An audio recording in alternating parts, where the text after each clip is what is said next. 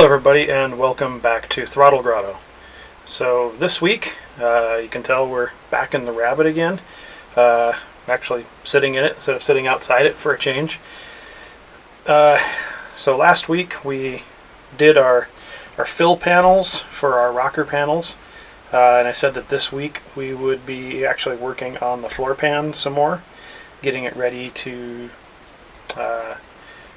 paint. And that is what we're going to do. This is the panel that we welded in on the driver's side last week. Our little panel that we made for the exhaust tunnel, and our panel that we made here for the passenger side. So all those are welded in. There's a lot of globby, crappy welds and a few good ones that I need to grind down and make smooth. So we're going to start on that today. This process of getting the interior back to orange is probably going to take a few episodes, so I'm letting you guys know ahead of time.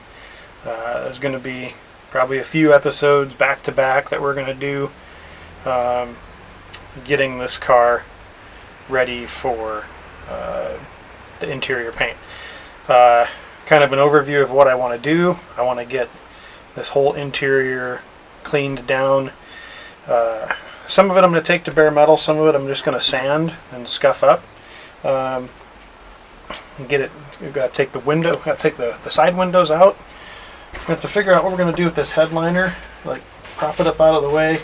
So I'm probably not going to paint the ceiling, but once I have the headliner down out of the way, we can sand and get ready the C-pillars, the bracketry to retain the rear seat has to come out,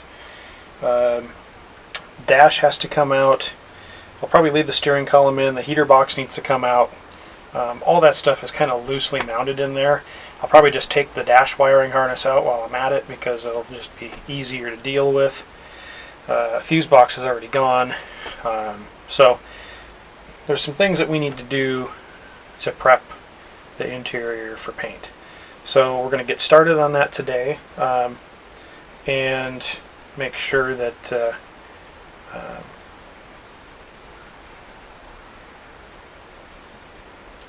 so we're going to get started on that today. I'm not sure how far I'm going to get with the time I have to devote to the project today, but hopefully by the end of this week we'll have enough footage to make a whole episode. If not, I'll just have to carry it over into the following week. So stay tuned. We're going to get to work. First thing I'm going to do is I'm going to strip this back seat area where the black spray paint is. Might as well just strip this down real quick because it'll go pretty fast with a wire wheel.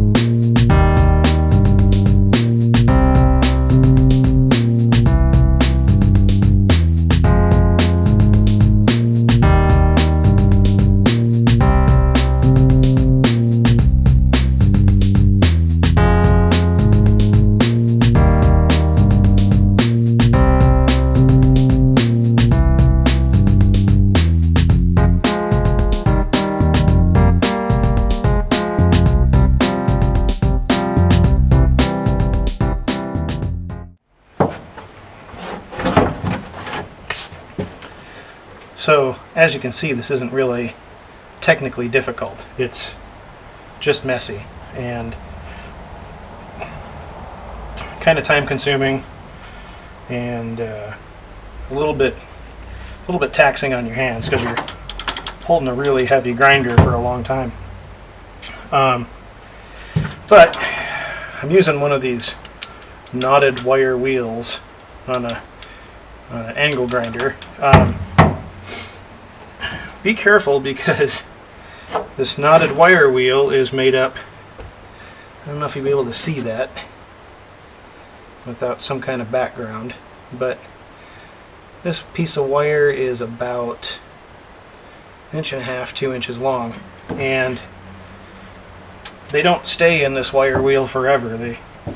It spins fairly fast and it flings them out, and you know, if you're not careful, they'll hit you. So put something over your eyeballs, and you know, I'm wearing shorts. Probably not the best idea, but you know, at least cover your arms and cover your eyeballs, because these things do come out. Wear some gloves, something to.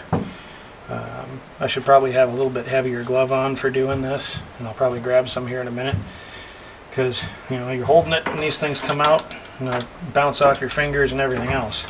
But it, you know, if you look at it, it comes off fairly quick. I don't have a timer on how long that last piece took, but we'll be able to get a bunch of this stuff stripped out here relatively short order. And we're going to fix stuff like this too, because I'm not sure why they did it, but they used pieces of tape to cover up little holes in the body and just painted over them. So as part of doing this, we'll probably seal these up with something and just weld them shut before we paint the interior. But there's a few of them. There's one right here over the top of the gas tank. There's probably a few more under some. Oh, there's a piece of tape right there. So we'll have a few more things to fix. And there's a couple of little pinholes here and there where they've, like this one right here, you probably can't see it with the camera angled the way it is, but some of the carpet was held in actually with tacks, like they put a nail through it. So obviously stuff they wouldn't do now, but you know, rust proofing wasn't such a big deal back then. So in fact, here's one more piece of tape right underneath my hand.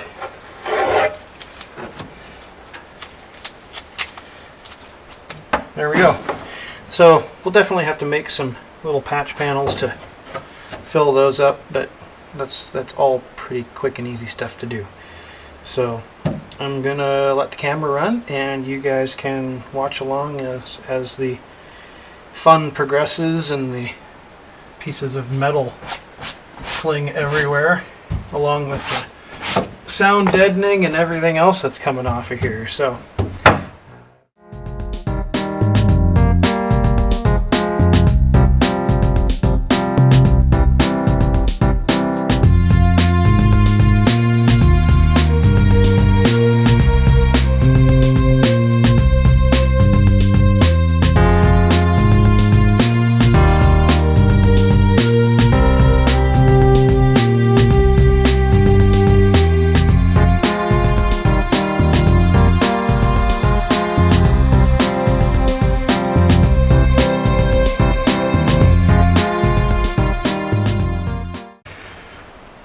alright, so just to do this section was about a half hour.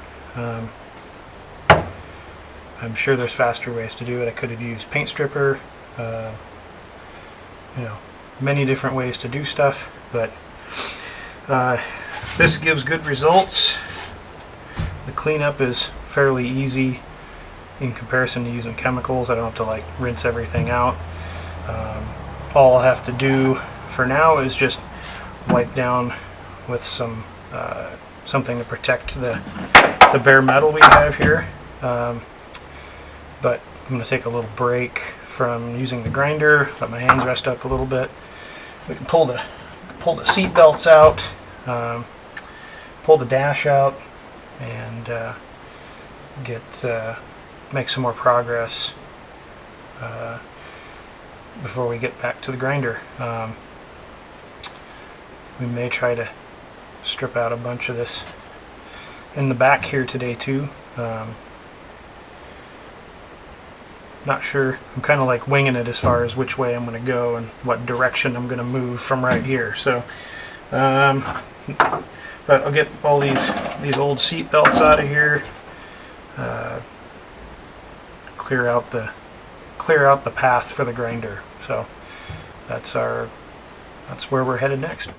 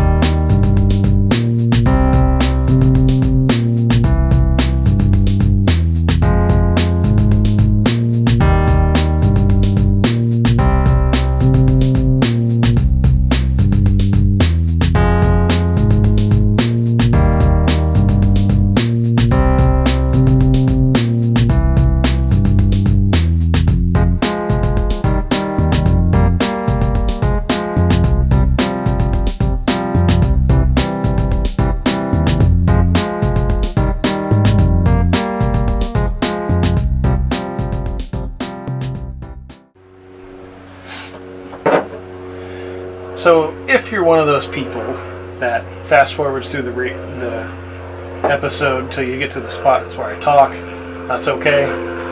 But it would be really nice to know what the purpose of this thing is. We're not talking about the Jeep here. We're not talking about something that's made to go off-road. We're just talking about a little economy car from the 70s. And it has this piece of metal that was seam sealed over a molded hole in the floor pan. So this piece was molded. This on it probably has a part number somewhere underneath the seam sealer and undercoating and all that kind of stuff. I wanted to make sure there was no rust in this little cavity here that the plate's designed to mold down into. So that's good. It's clean. A little bit of a delay playing around with the seam sealer trying to get it to break up, but it was quicker and neater to do it with that than it was to hit it all with the wire wheel and fling it everywhere. So if somebody knows what the purpose of this hole and this plate are for, I know what the plate's for. It's to plug the hole. But if you know what the purpose of the hole originally was, there's holes all over this thing. So I'm not sure what the purpose of what they were. Maybe it was for alignment for when they were welding the body together, for the jigs to sit on. I don't know, but that's my guess. I'll stop rambling and get back to work. But just thought I'd show you guys that because it's one of those weird little German things.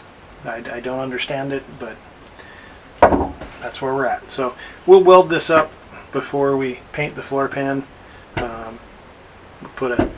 Instead of seam sealer, we'll put a piece of metal in there and just weld it, because if this car gets wet on the inside, I really doubt that having a removable plate is really going to make all the difference in the world.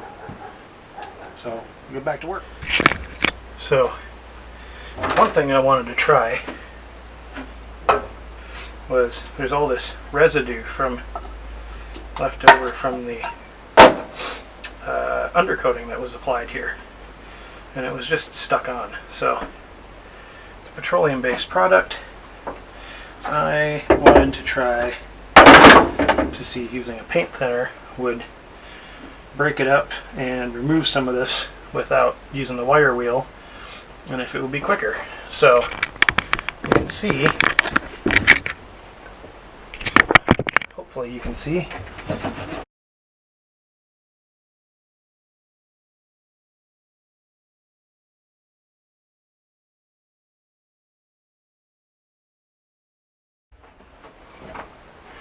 alright, so just a few minutes with the little scraper and a cloth blue towel with some paint thinner on it. I'll show you what it looked like before we started. So that's the driver's side, if you imagine all the tools and stuff out of the way. That's the passenger side. So it would be unimaginably awesome if all of the floor pan had cleaned up that easy.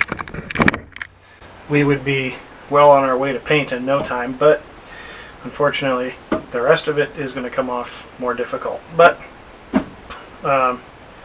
that's 4 square feet or so that I don't have to do with the grinder, and it's aside from just scuffing it real quick before paint, it's ready to go. So I'm going to keep working, try to get another few sections done, and then I will show you guys where we're at for the day.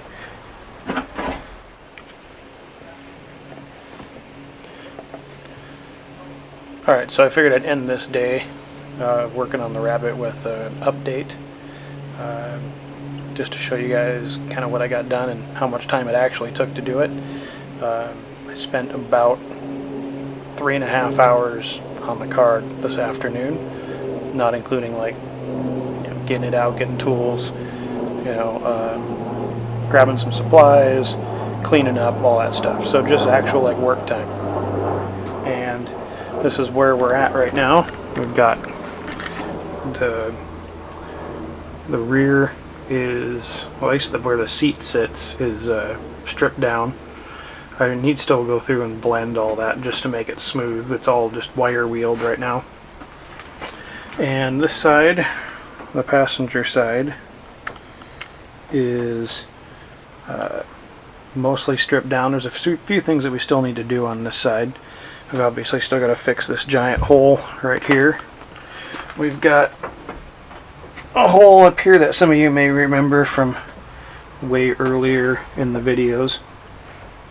And we've got another one of these plates right here that we still need to scrape up and clean everything up and then just weld back down to the body. So 2 of those plates on this side. I think there's 1 on the driver's side, maybe 2, I don't remember.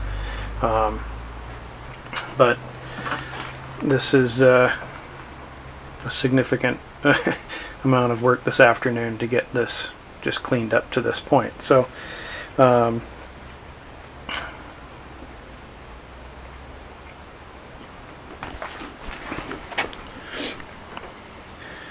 So we're going to come back at it, work on it some more on Friday and see how far we get, and then that will be our episode for this week. So we will see. We'll see where we're at that point. Hey everybody, welcome back. So it's confession time. I really hoped that by this point in this week that I would be much further ahead on the Rabbit project, and I'm not. I spent all weekend working on a friend of mine's car. It was pretty badly neglected, needed a lot of maintenance, needed a timing belt water pump, DSG transmission service, a bunch of other stuff, and with that and then just life, I didn't get any time this weekend to work on the Rabbit. So I'm sorry, but the good thing is for you guys, this is going to be a little bit shorter episode because I figured I'd film the cutoff for this episode and kind of set the tone for next week and what I'm going to try to get done this week, and show you guys something cool that I got over the weekend as well. My friend that runs a sticker company called A Sticky Mess up here in Washington printed up some decals, and I'm really stoked with how they turned out. He made a couple of different styles, and I'm still kind of sorting through which style I'm going to pick, but I'm probably going to offer 2 different styles, and at some point soon they will be available for purchase. So stay tuned. I will put a link to his website in the description below. They aren't available yet, but I will let you guys know when they come available. So that's something cool and exciting that happened this week. I got, it's just, you have stickers printed up for anything, but it was kind of cool to get to the point where I was able to get that and kind of see a logo come to life. It's for a lot of people, it's a pretty minor stepping stone in building a brand and a business, but for me it was kind of cool to see that. So so stay tuned for those. Those will be coming available very soon. And then just a recap on the old rabbit project here, and it's kind of funny, I found one of the wires from the knotted wire wheel stuck in my tripod leg. I just grabbed it with my finger. So really not much more to report in here. I vacuumed out the rest of the garbage that was piled up in here, and I really haven't gotten any other time to work on it, and just giving it a quick vacuum out. So one of the things I want to do before we paint is obviously grind down all my crappy welds. One of our viewers, his name's Keith, he offered to give me some welding advice over the internet, so I still need to do some welding on some practice material and send it to him. So I haven't forgotten about it, but it's just been a crazy week. I work 12-hour days, and just sometimes life just gets in the way. You guys know how it is. So anyway, back to this. Since I have a cable shift assembly, well, I'll pause the video and I'll go grab it and then I'll show it to you. And just like that, we have a shifter assembly. So since we're using a cable shift transmission, this assembly will replace the rod shifter mechanism that was in the car. But the last time I did one of these, I cut this box down, set it in the inset, and then bolted it to the floor. And I wasn't happy with how that turned out because I had to reach down for the shifter. So one of the things that needs to happen is I need to get the seat down in the car, and then I need to figure out where I want to have this box sit, build a little riser panel for it to bolt to, and then make sure that it sits where I want it to. And then we just need to punch a couple of holes up here. I already got 2 holes there for various things. I'm not really sure why they put 2 holes in the firewall there, but on the engine compartment side there's only 1 hole, so we do need to make an extra hole for the cables to pass through, or just make it bigger. And then once that's done, we can finish up prepping the floor pan. And still a lot of work to do on that. Again, I really wanted to be further ahead, but my friend needed some help with his car, so I was able to get some parts that I needed to finish up a project that I have. Cyclocross season is just around the corner, and I don't have my bike built. So a friend of mine that needed to trade out some stuff, he's trading me some bike parts, I'm trading him some car parts. So it worked out good for me, even though it put me further behind on the rabbit. So that's where I'm going to end this episode today. Hopefully later this week I can pick it back up with starting to build a little box, a little riser box, to make this sit where I want it to sit in the car, as opposed to sitting too low.